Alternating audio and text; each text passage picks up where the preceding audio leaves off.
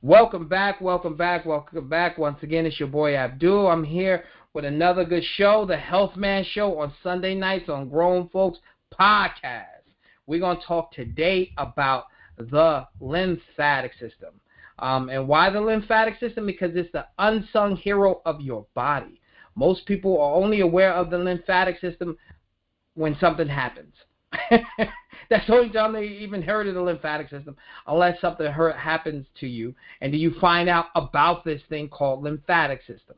I always tell people most of the time you will have your first introduction to the lymphatic system is when you have a sore throat and you touch your throat and you feel to see if your glands are swollen. Those are lymph nodes that are swollen. So a lot of times we say our glands are swollen. That's actually a lymph node that is swollen that actually helps you fight off the infection.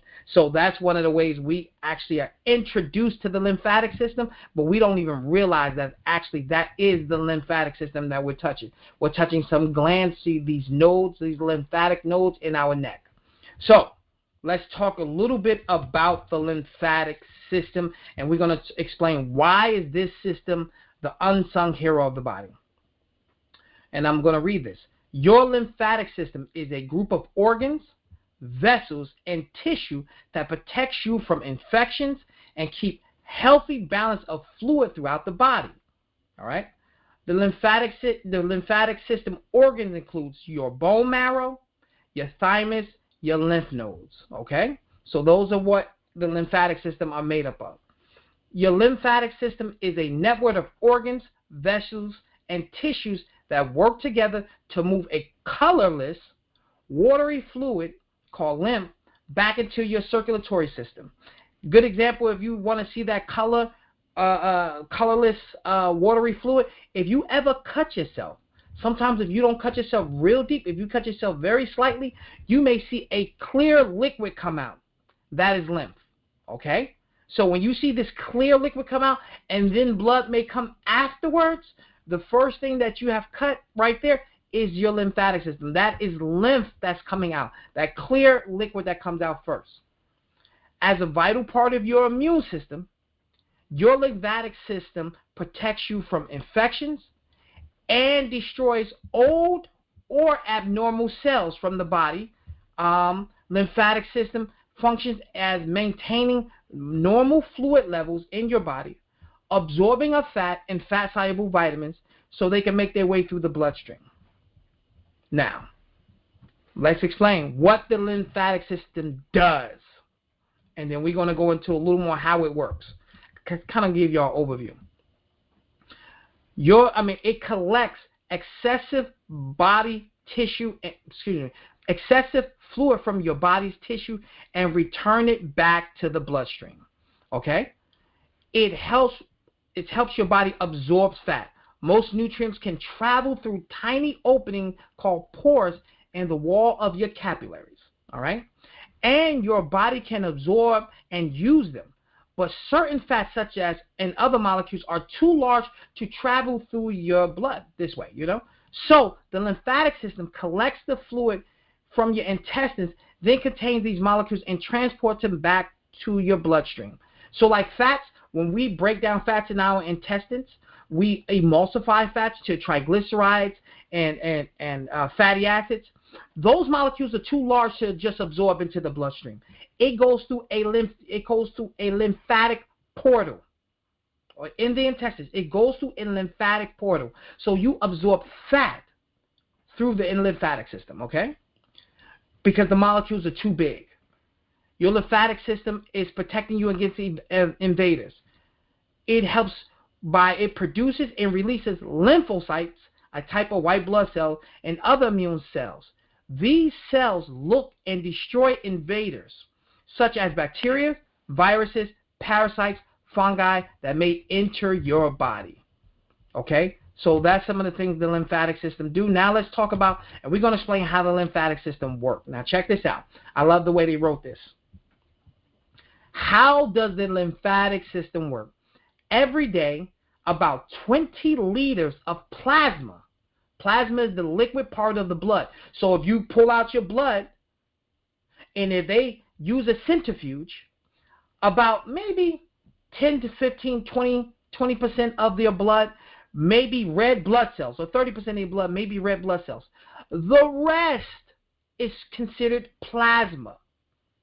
So if you were to separate your blood, the red blood cells, from the liquid in the blood, that area, all that other liquid is called plasma. This is very important. So about 20 liters of plasma flow out of the tiny pores in the thin walls of the capillary. Imagine water seeping out of a sponge. Where does this liquid go? Okay, it delivers oxygen and nutrients to the tissue surrounding each capillary. The tissues hungrily soak up all the nutrients while leaving behind waste. Okay, so the tissue, your body is secreting, the blood carries all these nutrients. And as it goes through these tiny capillaries, the capillaries have little, they have little, let's say little holes. There's naturally in there. And this is for a reason. So they can transport, the nutrients can be pushed out of the capillaries to the tissues around it, all these cells around it, feeding the cells. It feeds the cells. The blood carries these nutrients. It feeds the cells. Oxygen, vitamins, minerals, enzymes, everything it needs. Fats, all the sugars. And then the cells say, okay, hey, thank you for that. Let me give you some of this trash. Here's trash. You take that back in. You pick up this trash and you put it in the bloodstream. Okay? So the plasma has all these nutrients in there, gives them to them, and the red blood cells releases oxygen to those surrounding cells using plasma, and now plasma picks up that the plasma now takes all that nutrients to the cell, and then at the same time it's pulling out all the toxins from the cell. The cell said, I don't need this trash, you take it with you. I'm done. I've eaten, and now it's time for my waste material. Okay? Now understand this. This is what we're doing. The plasma doesn't mind taking up the waste. Okay? And it brings it back to the bloodstream by flowing back through the pores in your capillaries.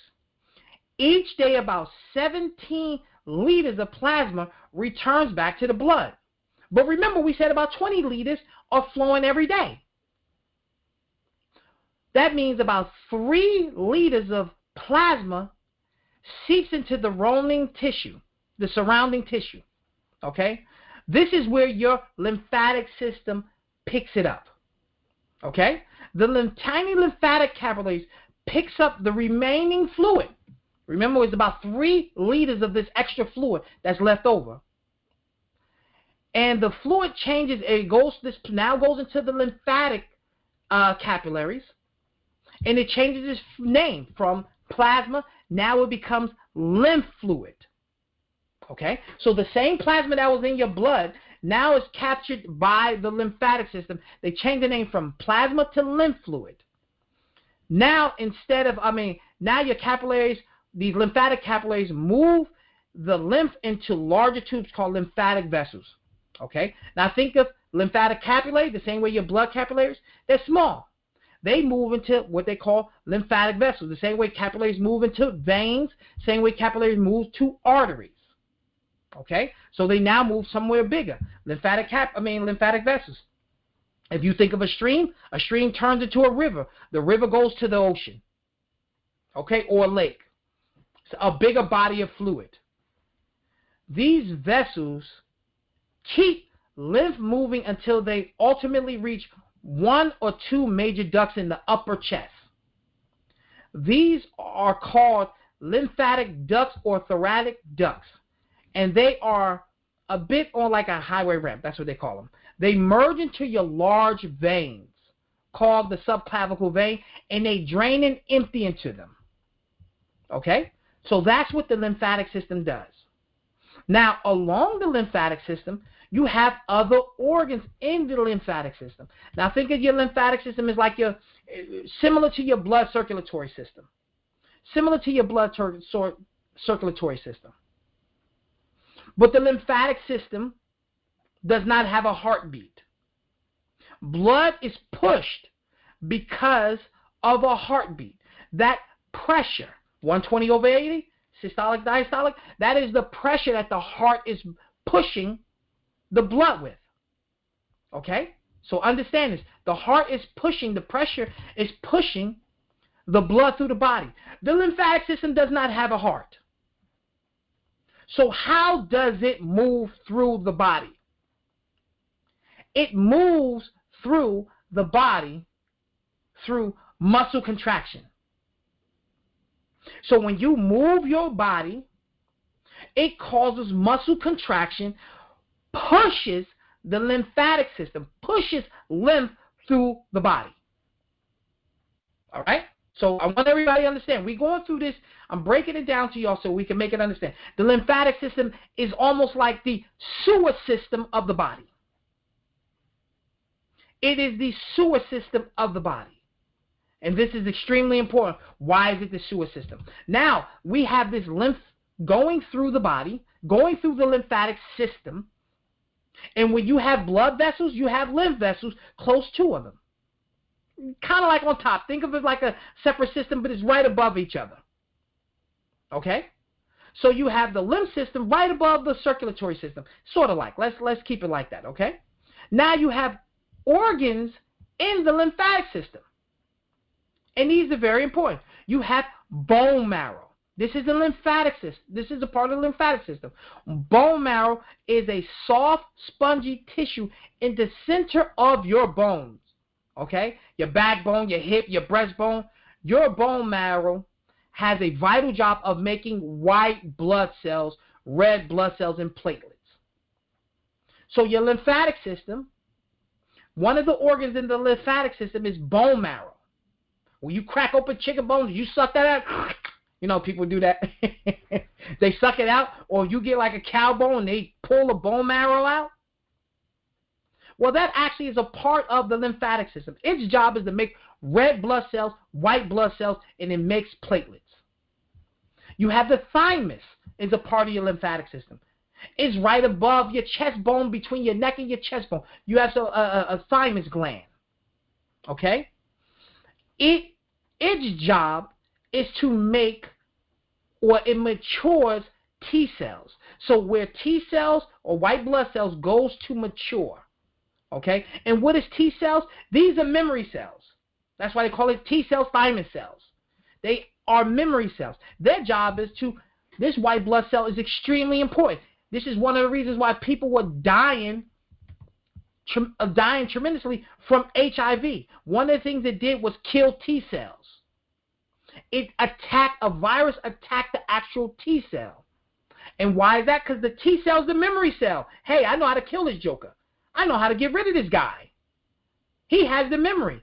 He's not just a frontline soldier. He's the generals and the admirals and everybody else, the 5-star guys. Because they study how to fight the T cells, and they remember, oh man, I remember this joker. He likes to do this. Let me make sure we shoot out these bullets for them. Let's shoot out these antibodies for them, because I remember this guy. That's the T cells function. So HIV used to kill T cells. So after a while, your body doesn't know how to fight them because it destroys your immune system. Okay? So that's what the T cell, that's what the thymus gland do. You have lymph nodes all around the body. It's about 600 to 700 lymph nodes all around the body. A lymph node are bean-shaped glands that monitor and cleanse lymph as it filters them.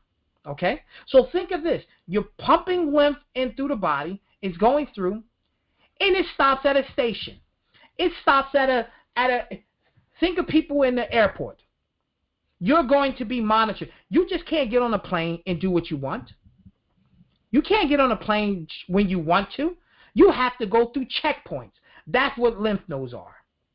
Lymph nodes they're checkpoints for the lymphatic system. You going in there, you pump this lymph inside this checkpoint. It says, hold on now, your bacteria, your virus. While you inside that checkpoint, while your lymph is inside that checkpoint, the TSA workers are white blood cells. Do you understand? The TSA workers are the white blood cells. So when you're going through the lymphatic system, when your lymph is moving through the lymphatic system, it has a checkpoint to go through each time. And these are called lymph nodes.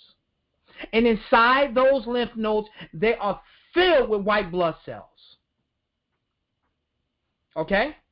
They're filled with white blood cells because they want to make sure as this thing moves through, it is going to be cleaned. So it's filled with white blood cells. So bacteria is put into the lymphatic system. Viruses is put into the lymphatic system. Cancer cells are put in through the lymphatic system. Parasites are put in through the lymphatic system. And the body fights them. You're not getting on this plane with this bomb. I'm going to take you out. And that's what the body does. It sends them through these lymph nodes to take out the enemy, to clean it, to take out toxins. It's filled with macrophages in there and neutrophils in there.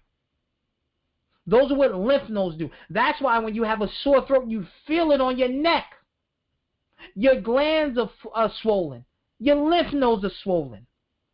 Because it's fighting the bacteria or virus that's inside that lymph node. It's saying, hey, you're not coming out of here. We're going to take you out while you're in here. Okay? So that's what the lymph nodes. And the lymph nodes are usually found, like 600 to 700 lymph nodes found around the body to do their job. And if you ever notice, they are focused in main parts of the body that brings in toxins such as your mouth, your nose, your intestines, your stomach, all those things. You have the biggest lymph nodes around there. Okay? So you have lymph nodes. That's another glands around and part of the and then also the largest part of the lymphatic system, the largest organ is the spleen. Most people are like, what the hell is the spleen good for? Well, this is the largest lymphatic organ and is located on the left side under your ribs, above your stomach. Your spleen filters your blood and removes cells that are old and not properly working. It also keeps red blood cell and platelets available in case your body needs them. So this organ, you're starting to know why you need a spleen. Oh, I broke my spleen. Well, this is why you need it, because it saves some of them red blood cells and them platelets. Or what? You need some more red blood cells? Hey, let's go into this little bit of storage. Let's go into that. And then you also have mucosal-associated lymph tissues. Okay? These are called MOLS. This is mucous membranes that exist throughout the body, okay, such as tonsils, airways, small intestines, and your appendix is a part of this. Also, your adenoids, you know? So you have your tonsils and your adenoids also a part of this. And the appendix. A lot of people say, oh, I got my appendix taken out. Not knowing that the appendix is a part of the lymphatic system that's close to the colon that kills unfriendly bacteria. But back in the day, they just thought the appendix did nothing, not understanding it's a part of the lymphatic system, and there's a reason why that appendix was right by the colon, is a part of the colon. If you get too much unfriendly bacteria trying to come in, the appendix job was to get that under control. That's why it got inflamed. The same thing with your tonsils. It's a reason why you have tonsils, because you're taking in food. And what's on food? Bacteria, sometimes viruses, sometimes parasites, all these things. You're taking it in. So the body not only gives you salivary enzymes that help break down the food, and it also gives you, most people don't not aware, you also have bacteria in mouth that keeps rogue or bad bacteria under control. The salivary amylase breaks down your sugars, but it also has other, what I call it, like antibacterial functions too. Plus you have your tonsils there ready to fight off anything. Plus you have your adenoids when you're breathing in something, when you're breathing in. So you see how the lymphatic system is working. Its job is to clean. So the lymph fluid, you have lymph vessels, you have collecting ducts, and you have your molds. So these are the mucosal associated lymph tissue. These are the organs and the cells that are part of the lymphatic system. Now, we talked about how lymph moves. Like we said, the lymph does not move through heartbeat or pressure. It moves through pressure from muscle contraction. And it dumps back into underneath your clavicle, subclavicle. It dumps back into the bloodstream, and it's filtered out through the kidneys. The lymph debris is filtered out through the kidneys. And if you have a lot of lymph debris that's been stagnant, sometimes you'll see bubbles in your urine from it. Okay, when it's time to eliminate it.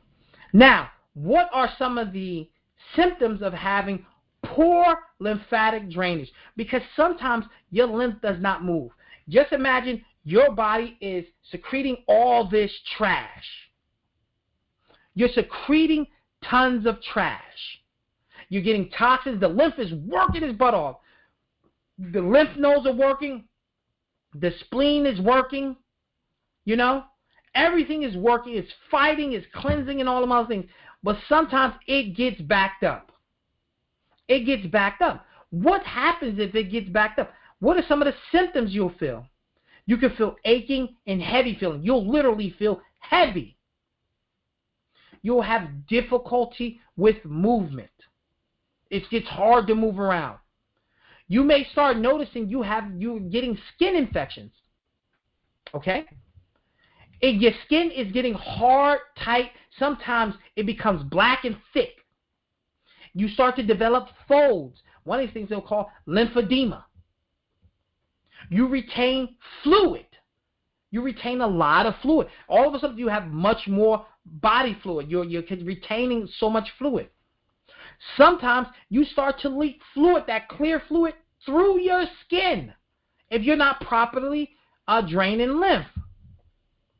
And sometimes you can develop wart-like growths on your skin because the lymph is not moving. All right? The lymph is not moving. And this is one of the major things. You ever see people that have, they call it lymphedema, where they have like their skin is like dark and folded, and their feet are swollen, their legs are swollen, especially anything below their knees gets really big and swollen. They'll even notice swelling in their arms, but it's really on the legs. They get this really bad swelling on the legs. That's called lymphedema. That means they have lymphatic blockages somewhere. Something is going on. The lymphatic system is not able to drain. And if it doesn't drain, it backs up. And what do we say? It's not moved by heartbeat. It's moved by what? Muscle contraction. And if you have lymphedema, that means one of the parts of the lymphatic system, something is blocked off. So if it's not pressure pushing it and muscle contraction is really not doing its job, it's just gravity is going to take control and it's going to fall down. It's going to go to the bottom. And what's the bottom? Your feet and your legs. And that's why you get water and fluid down at the bottom of your feet and your legs. And that's why. Now, there are things you can do to help keep your lymphatic system moving. There's the thing you call lymphocyzing. Lymphocyzing. I love this one. Lymphocyzing. Lymphocyzing is the person when they're jumping on a trampoline. So if you get on a trampoline and you literally like jog in place on the trampoline, you do about 15 minutes of this. You can do anywhere between 5 and 15 minutes of this every day. This will get your lymphatic system moving and draining efficiently. It's called lymphocyzing. You get a small personal trampoline, not the big one you're going to do backflips on it or nothing like that. You get a small one and you literally just run it just like you walking on it. You moving on it. Dun, dun, dun, dun, dun, dun, dun, dun. You play your favorite tune and you get to lymphocyzing. That will move your lymphatic system. It's one of the best things. Another good thing is buy a brush, a dry brush, and brush your skin. Remember, the lymphatic system is right above the circulatory system, right underneath your skin. That's why if you don't cut yourself deep enough, you'll see clear fluid, but you may not see blood.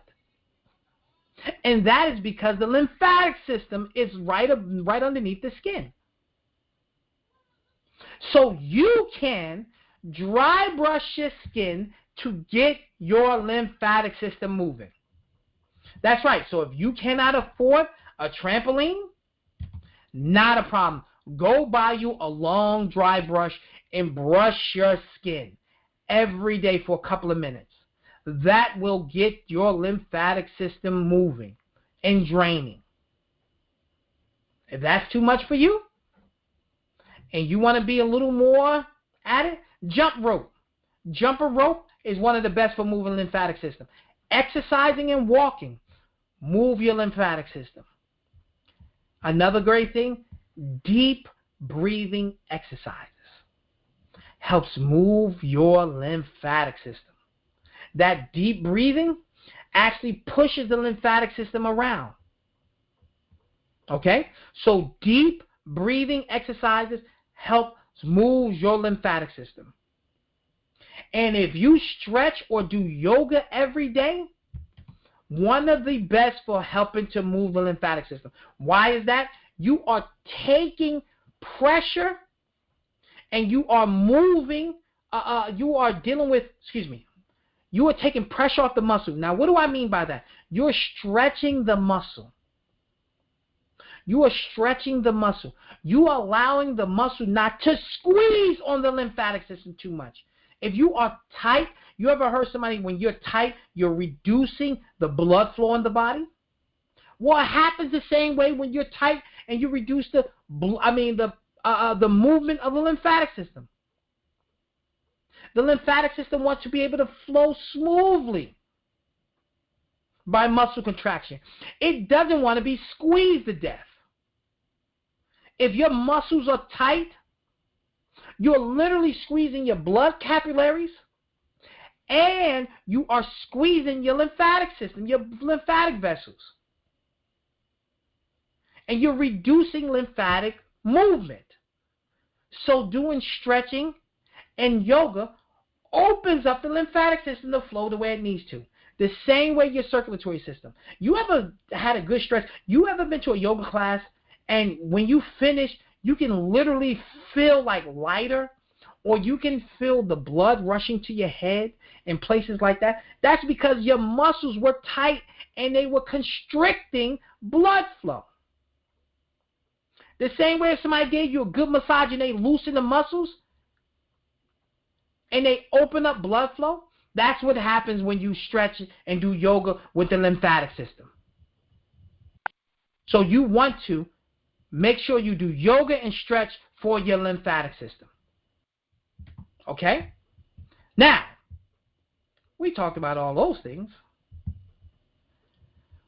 Let's talk about foods that you can eat that will positively affect your lymphatic system, okay? And first and foremost, we already know we need water. I can't tell you enough about water. Water is extremely important. We want to drain the lymphatic system. Remember, it takes the excess of fluid out of our body, or the extra 3 milliliters of plasma, and it goes into the lymphatic system. And the lymphatic system cleans that plasma and drops it back into the blood so it can be filtered out by the kidneys. Okay? One thing it all needs is water. So please, people, drink water. Foods that are rich in chlorophyll are excellent for the lymphatic system. Foods that are rich in chlorophyll. What is that? Chlorophyll is green pigment that you find in plants. That means green leafy vegetables or vegetables that are green in general are excellent for the lymphatic system. They nourish the body. Chlorophyll detoxifies the body. Chlorophyll chelates metals. And the lymphatic system job is to detoxify. It acts as the sewer system. So making sure you're getting green leafy vegetables and green vegetables in general are going to help you with your lymphatic system. Okay? Seaweeds are excellent for the lymphatic system, especially seaweeds like kelp and bladderwrack and dulse. Sea moss is excellent too. Irish moss is excellent too. But kelp, bladderwrack, dulse are excellent for the lymphatic system. Excellent for the lymphatic system. They also feed the spleen, and they also feed the thymus. So seaweeds are excellent for the lymphatic system. Okay? You can also use almonds, and it's really because of the good fatty acids that's in there. You already know how effective omega-3 is. Almonds, walnuts, chia seeds, flax seeds, hemp seeds, those are excellent for the lymphatic system because they give you omega-3s, and we already know how vital, important the omega-3s are. I don't need to keep going over the omega-3s all the time. And then, as always, almost guaranteed you're always going to have berries involved. Antioxidants are excellent for the lymphatic system, and what's better than blueberries, blackberries, raspberries, mulberries, all those type of berries are excellent for the lymphatic system. Okay? So these are nutrients that's really good, or food that's really good for the lymphatic system. All right? Now, I just want to talk a little more about why the lymphatic system, one of the reasons why the lymphatic system is extremely important before we go into the herbs. Not only is it a sewer system of the body, it is the area where you're going to have your most abundant immune cells. So I always say the lymphatic system is the immune system circulatory system, if you want to say. It's the immune system circulatory system. It's the way most of your white blood cells get around. Now, you have white blood cells in your blood. That's guaranteed. But a lot of your white blood cells are in the lymphatic system. So when the body is fighting, it's doing a lot of the fighting in the lymphatic system. So when you get a cold, a flu, when you're dealing with cancer, okay, if you're dealing with infections, most of the fighting is happening in the lymphatic system.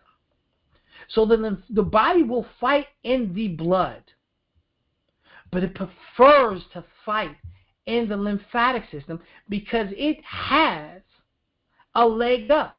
It always has a extra place it can fight them in. It can fight them in the lymph nodes. It can fight it in the spleen. It can fight it in the lymph blood vessels. It loves to fight in the lymphatic system. So the lymphatic system is really the circulatory system of the immune system. Okay? So I just want y'all to be aware of that. It's like having the circulatory system of the immune system. In every vital point of the body, you'll find a lymph node. Every vital point of the body, you will find a lymph node. You are dealing with brain issues, or you're dealing with sinus issues, and all. Anywhere the body is important, you'll find lymph nodes.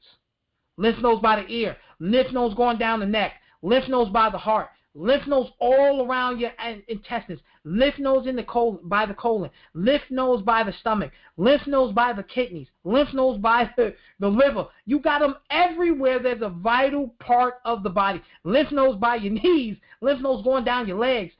Anywhere there's vital parts of the body, you will find lymph nodes. Okay? So I just want to put that out there so we understand that a little more. Now, herbs that promote lymph drainage, as well as herbs that's going to help the lymphatic system move. It's really about promoting lymph drainage. We do not want the lymphatic system to stay still. That is a problem. We want lymph to be drained back into the subclavicle veins. That's what we want. All right. So herbs right now you can find that you can use to help promote lymphatic drainage and cleansing. Okay? Let's go through this. Number 1 is an herb called cleavers. Cleavers. C-L-E-A-V-E-R. Cleaver. Cleaver is an excellent herb that helps deal with lymphatic drainage. And it helps the lymphatic system to move. Okay? These herbs stimulate lymphatic movement and drainage. Because we don't want our sewer system to get backed up. One of the worst things in the world is having a backed up toilet or backed up sewer line in your house. It's one of the worst things in the world. So think of your sewer system of your body being backed up. Think of these guys as being the plumbers that come in and clean and get your lymphatic system moving again. So cleavers, number 1. Number 2, echinacea. That's right. That same herb that's good for your immune system, that cleanses your blood,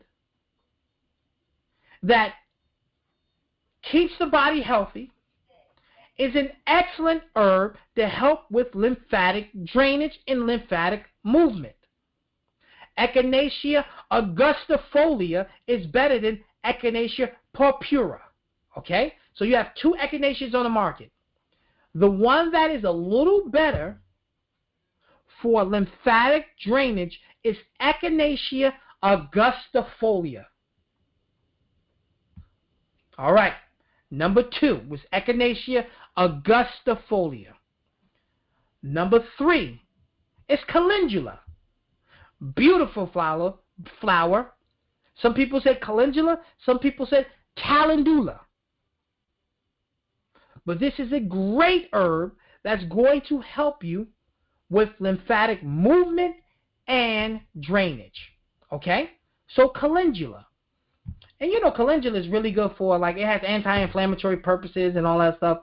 And it's excellent for skin issues. So by anybody who's dealing with eczema, psoriasis, dermatitis, burns, a baby rash, any rashes, calendula is excellent for that. Okay? Another great herb is astragalus. Astragalus is another really good one for cleansing the lymphatic system. Excellent for building white blood cells. Excellent for the help your body deal with stress. Astragalus acts as an adaptogen. It's a Chinese herb called astragalus. Really good for dealing with the lymphatic system. Another good one is golden seal. This is an excellent herb. Excellent herb, golden seal, better known as yellow root. Okay? Or golden root. Really, really good. It detoxifies. It acts as a natural antibiotic. Golden seal acts as a natural antibiotic. It stimulates the lymphatic system to drain. And it also promotes lymphatic movement. So, golden seal. Another great herb that's similar to golden seal is another one called philodendron. Philodendron root has the similar benefits of golden seal and also promotes lymphatic drainage. Remember, we want to drain that baby. We want to get the sewer system cleaned out. Okay? Red clover is another great herb that cleans the blood and also has a powerful effect on cleansing the lymphatic system. So, red clover.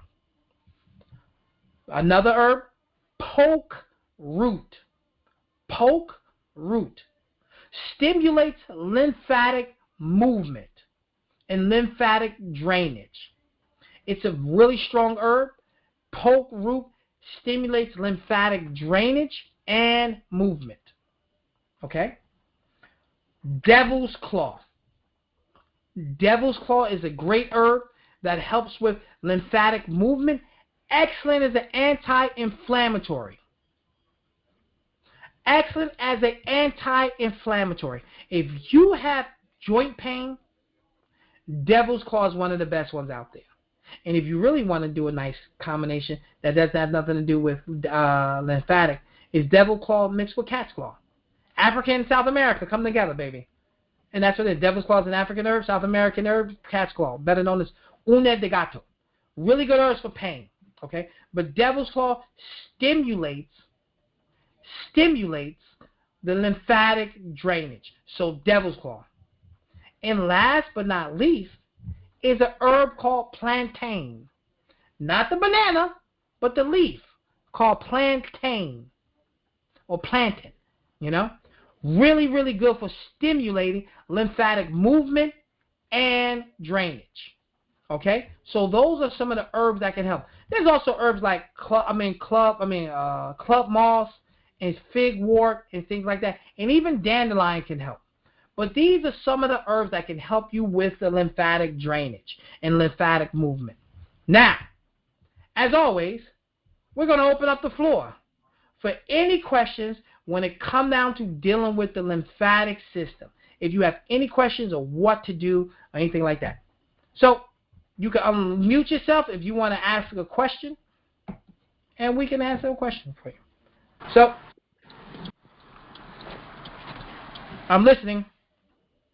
Hi, I sent you a message also. It's Ibadane. But if you don't have a trampoline, can you use your mattress as long as your ceiling is not too low to jump up and down? Yeah, I don't see nothing wrong with that if you can use your mattress. Why not? Yeah, why not? Remember, the trampoline is really small. I'm not saying use one of them trampolines that you have outside, because if you have a mattress, and your ceilings are really low, if you get one of them small little lymphocyzing trampolines, you're like about maybe 8 inches to maybe a foot off the ground maximum, and you're just literally just moving up and down. You're almost like running in place. But that would be a good way of doing it. You can use that. Another good thing, like I said, dry brushing. Let's say you don't even have that. Let's say you sleep on an air mattress and you don't want to brush your mattress. Or let's say if you sleep on a futon. If you're sleeping on a futon, you ain't getting no bouncing.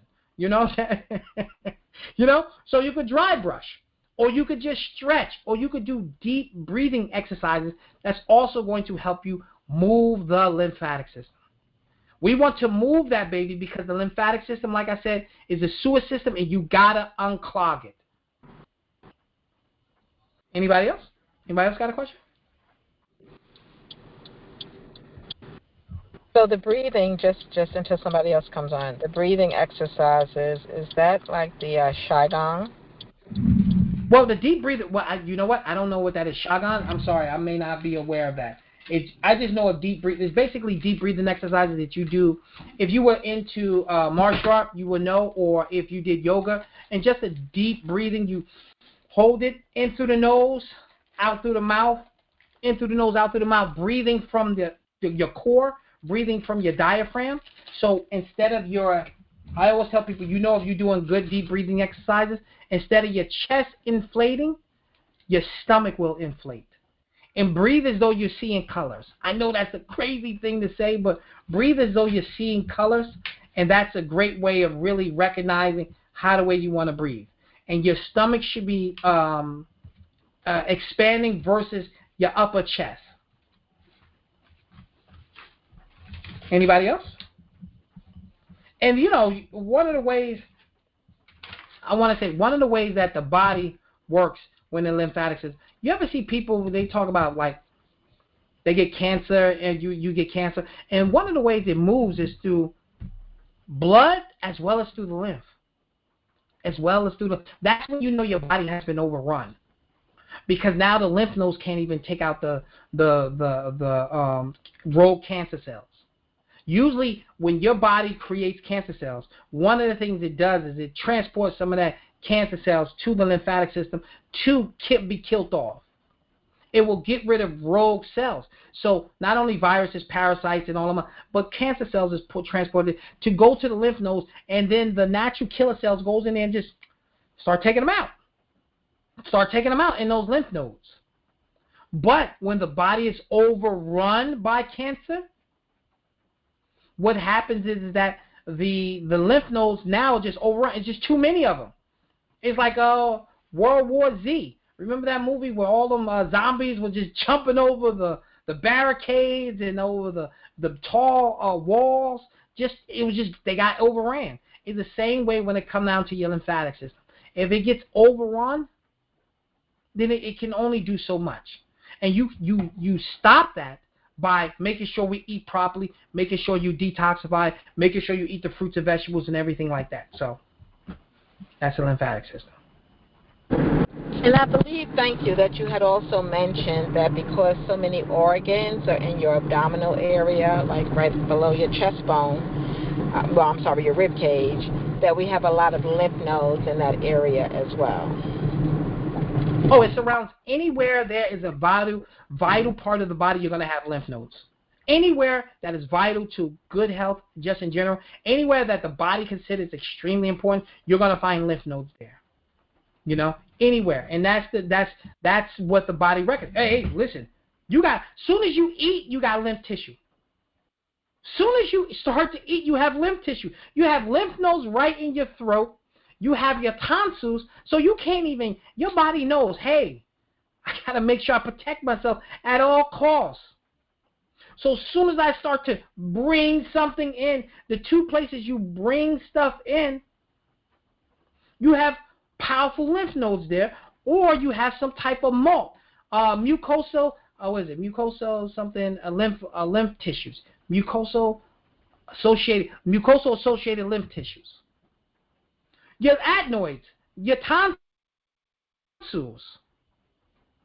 all that is there. All this is there. You breathing in. It said, hey, we want to make sure whatever we breathing in, we're ready to fight it if it's something bad for us. Let's filter it.